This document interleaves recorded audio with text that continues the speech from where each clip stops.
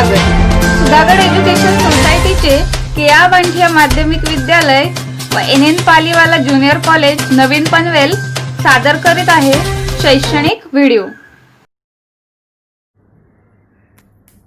छात्रों, मैं श्रीमती पवार ललिता मदन केआ बांटिया माध्यमिक विद्यालय नवीन पनवेल में सहायक शिक्षिका इस पद पर कार्यरत हूँ।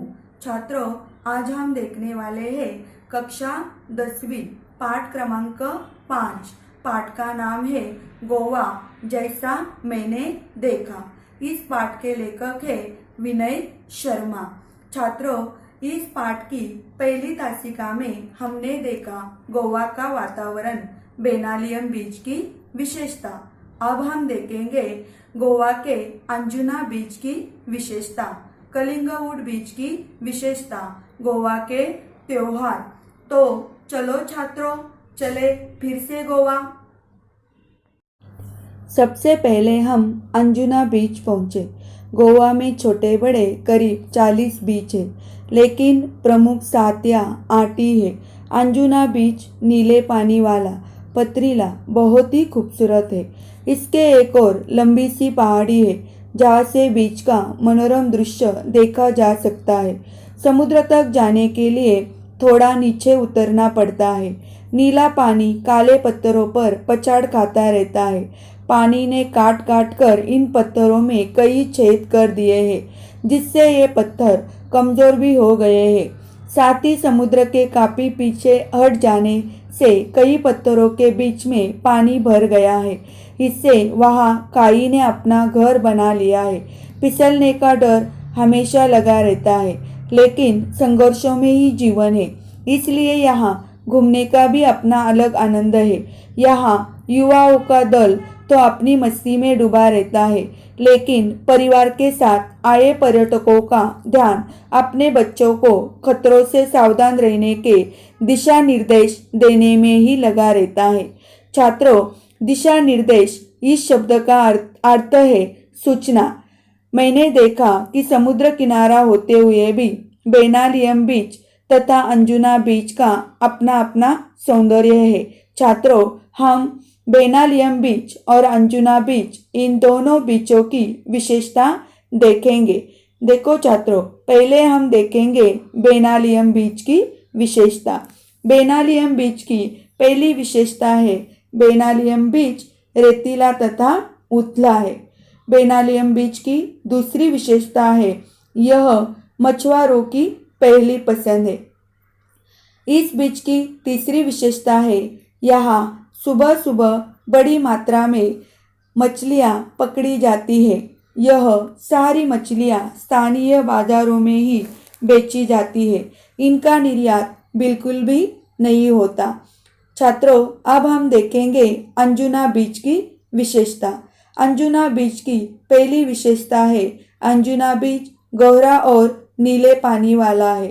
दूसरी विशेषता है यह बॉलीवुड की पहली पसंद है। यहाँ कई हिट फिल्मों की शूटिंग हुई है। देखो छात्रों, हमने अंजुना बीच और बेनालियम बीच दोनों बीच की विशेषता देखी। देखो छात्रों, दोनों बीच व्यवसायिक है, पर मूल अंतर व्यवसाय की प्रकृति का है। छात्रों, परीक्षा में आपको इन दोनों बीच की तुलना करो या दोनों बीच की विशेषता लिखो, इस तरह का प्रश्न आ सकता है। घूम फिर कर शाम को हम कलिंगवुड बीच पर पहुंचे। यह काफी रेतीला तथा गोवा का सबसे लंबा बीच है, जो 3 से 4 किलोमीटर तक फैला है। यहाँ पर्यटक बड़ी संख्या में आते हैं।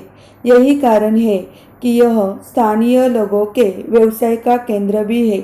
यहाँ कई प्रकार के वाटर स्पोर्ट्स होते हैं, जिनमें कुछ तो हैरतगंज है, जिन्हें देखने में ही आनंद आता है। आप भी अपनी रुचि के अनुसार हाथ आजमा सकते हैं।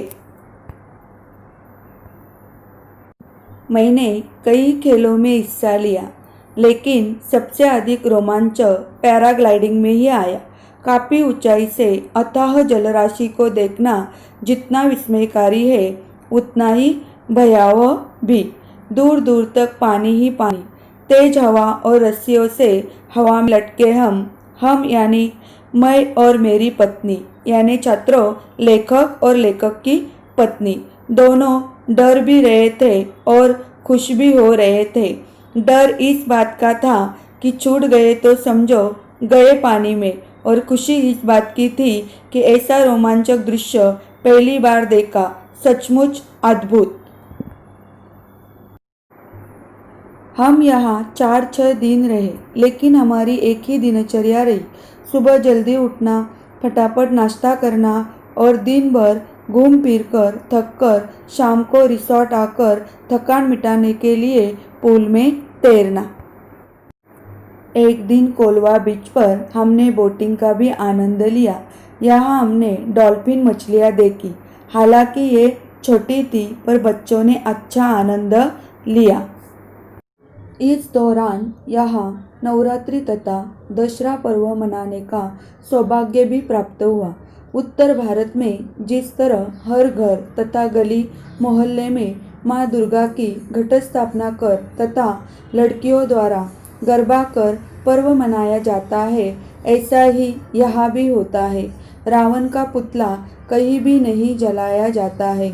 सुबह से लोग अपने वाहनों की सफाई कर उनकी पूजा करते हैं और शाम को भगवान की एक पालकी मंदिर ले जाई जाती है। इसके बाद एक पेड़ विशेष की पत्तियां तोड़कर लोग एक दूसरे को देकर बधाई देते हैं। सबकी अपनी अपनी सांस्कृतिक परंपरा है। देखो छात्रों, गोवा में नवरात्रि और दशहरा त्योहार मनाए जाते हैं। उत्तर भारत में नवरात्रि में दुर्गा माँ की पूजा होती है। उसी तरह गोवा में भी दुर्गा माँ की पूजा होती है। छात्रों, दशहरे के दिन रावण का पुतला जलाया जाता है, लेकिन गोवा में रावण का पुतला नहीं जलाया जाता है। गोवा में दशहरे के दिन एक विशेष पेड़ की पत्तियां लोग एक दूसरे को देकर दशहरे की बधाइयाँ देते हैं। गोवा में इस पेड़ को अपटो कहते हैं। हिंदी में इस पेड़ को कटमुली या झिंझोरी कहते हैं। मराठी में इसका नाम अपटा है।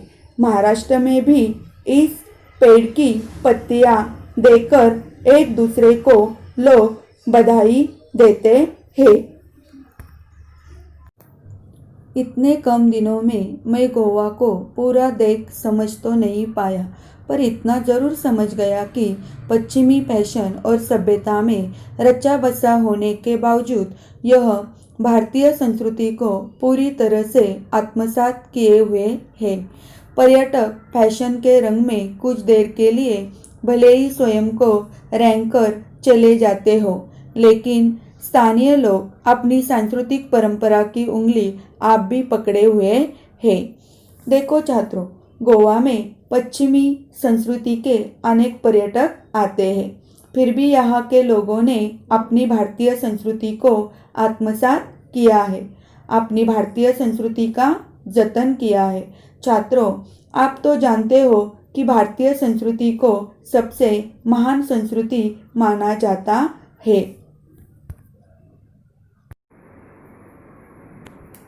छात्रों, इस पाठ में आने वाले नए शब्द हम देखेंगे। अपनी नोटबुक निकालो और अपनी नोटबुक में ये नए शब्द लिखकर लो। देखो छात्रों, नए शब्द मनोरम, इसका अर्थ है मन को मोहने वाला। दिशा निर्देश, इसका अर्थ है सूचना। देखो छात्रों, दिशा निर्देश से हमें दिशाओं का पता चलता है, लेकिन इस पाठ में इस शब्द का अर्थ यहाँ सूचना लिया है। हैरत अंगेज, इसका अर्थ है आश्चर्यजनक। रोमांचक, इसका अर्थ है आनंद उत्पन्न करने वाला। पर्व, इसका अर्थ है त्योहार। छात्रों, हमने इस पाठ में गोवा का सांस्कृतिक सौंदर्य, गोवा के सागर तट और गोवा के त्योहार देखे। धन्यवाद छात्रों। आपले हक्काचे मराठी चॅनल रायगड ओवी न्यूज चॅनल सदैव आपल्यासोबत रायगड ओवी न्यूज चॅनल. नेहमी पाहत रहा, लाईक करा, सबस्क्राईब करा आणि बेल आयकॉनवर क्लिक करायला विसरू नका.